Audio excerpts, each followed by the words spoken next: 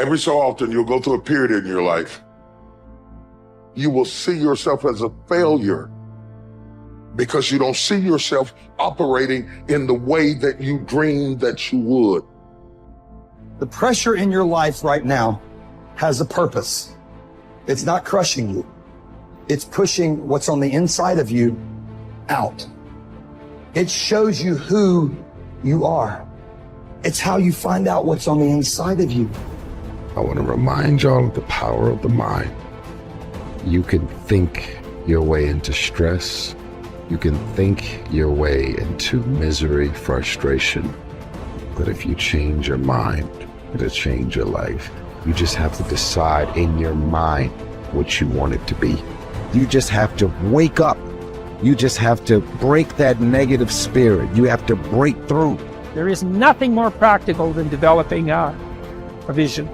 It's not some pie in the sky exercise. It's without a vision, you're chaotic and fragmented and hopeless and disappointed, and someone can stop you just by putting up a single obstacle. You're a house divided amongst itself.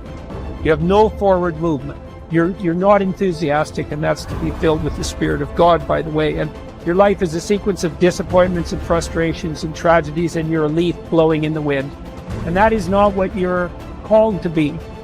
That's not what you're called to be. You're called to be a visionary constructor of the paradise of vision. Really, that's who you are. Terrible as that is to apprehend, we already will lose everything we have to lose. Right? We're all in this game, man. So there's, whether you want it to be this way or not, you are betting everything on your life.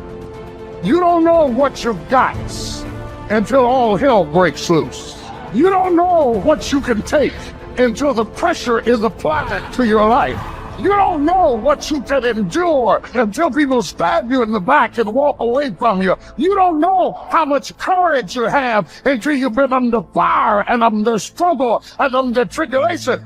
Just as nature takes every obstacle, every impediment, and works around it, turns it to its purposes, incorporates it into itself, so too, a rational being can turn each setback into raw material and use it to achieve its goal. You can make anything very tough for yourself, or you can do anything playfully. There is nothing really tough or easy.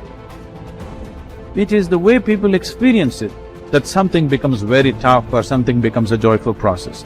If you make light of yourself, life will never sit heavy upon your heart. It will be light. But you think too much of yourself, everything will become difficult. Sitting, standing, somebody looked at you like this, so much difficulty, isn't it? Somebody did not look at you, so much difficulty. This is because you have made yourself bigger than what you are. You have ideas about yourself, exaggerated ideas about yourself. If you become too serious about who you are, then everything becomes difficult. If you carry yourself lightly, then everything is with ease.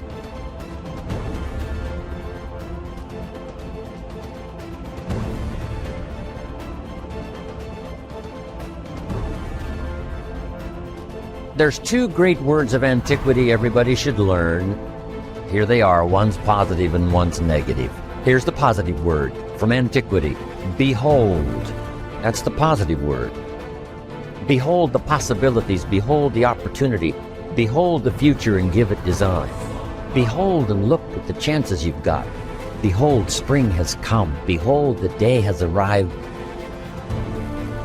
And the sun is shining and the shadows are fleeing away. Behold, the next person you can meet might be your friend for life. Behold, the next person might be a colleague forever. Behold, that's the positive word, behold. Now, here's the negative word. Beware. Beware of what you become in pursuit of what you want. Beware. All of our lives we have to deal with behold and beware. When a kid goes to school, it's behold the opportunity and beware the dangers. Behold and beware. So beware of what you become, pursuing what you want. Some things I went for in the very beginning cost me too much. I got so obsessed with some things that I found out later the price was too big to pay. If I would have known better, I never would have paid. But sometimes we learn when? After. So don't become so obsessed with something that you lose your sense of reason, or it costs you your friends. Don't be so obsessed with something that you compromise your virtues and your value. The story says Judas got the money. You say, well, that's a success story. No. It's true, 30 pieces of silver was a sizable sum of money, but it was not a success story. His name was Judas. Doesn't that ring a bell? It makes all the difference in the world. Judas got the money. Here's something interesting about the story of Judas. After he got the money, he was unhappy. Someone says, well, if you had a fortune in your hand, why would you be unhappy? And here's the key. He was not unhappy with the money. He was unhappy with himself. Here's a key phrase. The greatest source of unhappiness is self-unhappiness. It's not from outside the things that make us unhappy. Greatest devastating unhappiness is to be unhappy with yourself. Now, a mild form of unhappiness is construct. The desperate form of unhappiness is destruct. It's like worry. We should all worry a little, but not let it destroy our lives. So it's called caution, but not undue caution. It's called fear and worry, but not the worry that kills you, not the worry that destroys you. It's like hate. You don't need to hate your job. Save your hate for the important things like evil, like the weeds that attack your garden, like the diabolical ideas that try to entice your children. Right? You don't need to hate everything. I hate this, I hate that. That's the misuse of your hate. Save it for the things we really must.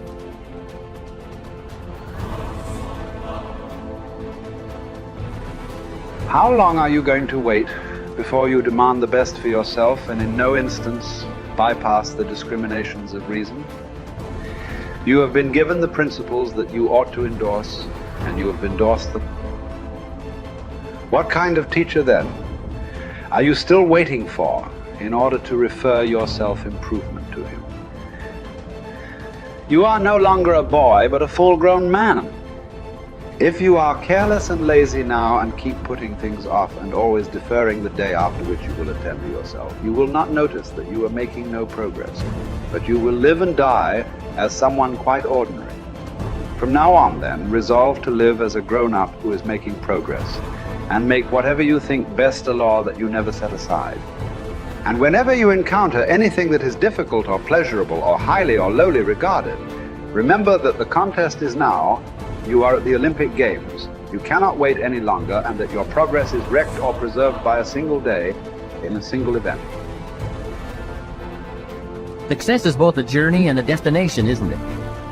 It is both the steady, measured progress toward a goal and the achievement of a goal. Success is an accomplishment, whether it be great or small, and it's an understanding of the potential and power of an entire human life. Success is an awareness of value, and it's the cultivation of value through discipline. It can be tangible or intangible. Success is a process of turning away from something in order to turn toward something else. From no exercise to exercise, from candy to fruit, from not investing to investing. Success is responding to an invitation to change, to grow, to develop, to become, to move up to a better place with a better vantage point. But most of all, success is making your life what you want it to be, considering all the possibilities, considering all the examples. What do you want for your life? That is the big question.